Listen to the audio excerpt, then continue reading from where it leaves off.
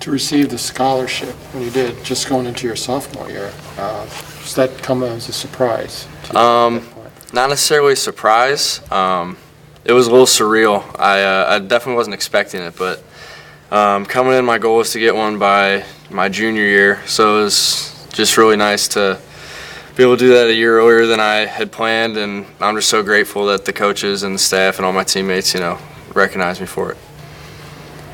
Coach Booker and actually Coach Kelly mentioned when we were, I guess after watching practice, we started asking, does Finke have a chance to play? Because we were watching you beat players in practice, and I think it surprised a lot of people when Kelly said he has to be more consistent catching the ball. Is that something that, I wouldn't really get that from you, but is it something that just when you raise the level of who you're going against, that it really makes it that much more difficult? Yeah, it's definitely something that I always got to work on. There's always tough catches that can be made that aren't always made, and there were a few practices in spring ball where I wasn't catching everything, and I think that's what he was referencing when he said that. And there's, every once in a while there's some times where, I always got to be more consistent. We all got to be more consistent catching the ball because we want to catch everything.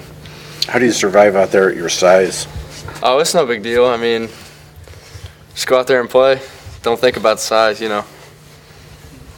What's the most important attribute for punt returning? Some would say it's fearlessness because of the way everyone's just coming there.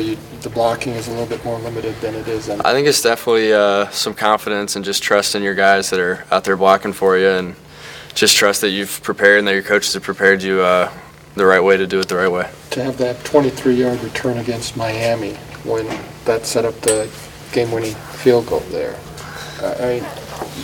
you said it was surreal to kind of have the scholarship.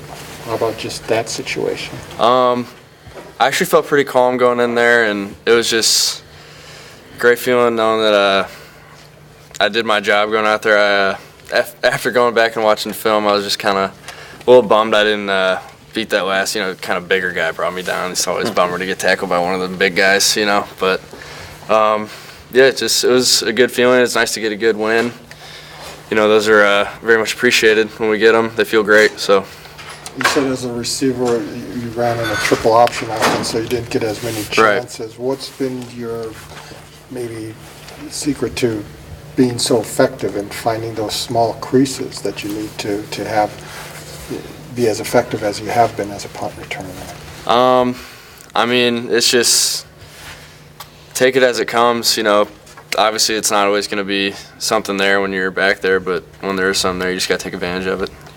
What do you take away from the struggles that CJ had, a couple weeks ago with that, and just the lessons that both of you guys learned from? Coach Kelly talked about decisiveness. Right.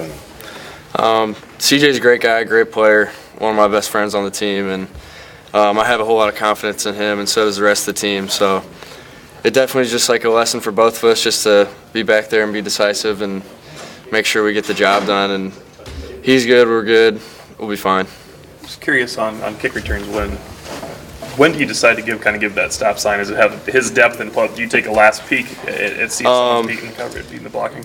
No, I don't. It's not taking a look at blocking. It's just if he's in the end zone or not. If he's got a foot near the line, I don't want to hold him and he ends up coming out and then we're kind of stalemated. But if he's in there, I'll just hold him. Is he ever mad at you for that? CJ? No. No.